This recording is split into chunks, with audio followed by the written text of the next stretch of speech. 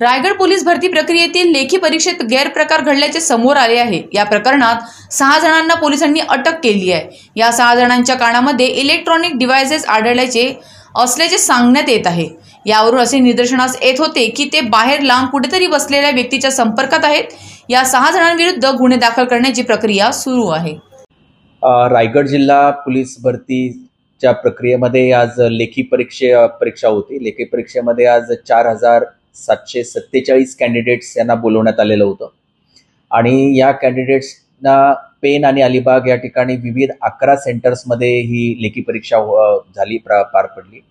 यामध्ये गेटमधूनच एंट्री करताना त्यांचं स्ट्रिक्टली चेकिंग आणि फ्रिस्किंग आम्ही करत होतो आणि त्यासाठी आम्ही हँडहेल्ड मेटल डिटेक्टरचा पण आम्ही वापर करत होतो। या दरम्यान, या परीक्षेच्या दरम्यान आम्हाला 6 उमेदवार असे मिळाले, पुरुष उमेदवार आहेत, की ज्यांनी त्यांच्या कानामध्ये इलेक्ट्रॉनिक डिव्हाइसेस त्यांच्याकडे मिळून आले। त्यांच्याकडे त्यांच्या बॉडीच्या आतमध्ये काही आणखी पण काही डिव्हाइसेस मिळून आले आणि त्याच्यावरून असं लक्षात येत होतं की ते बाहेर लांब कुठेतरी बसलेल्या व्यक्तीशी पण कनेक्टेड आहे।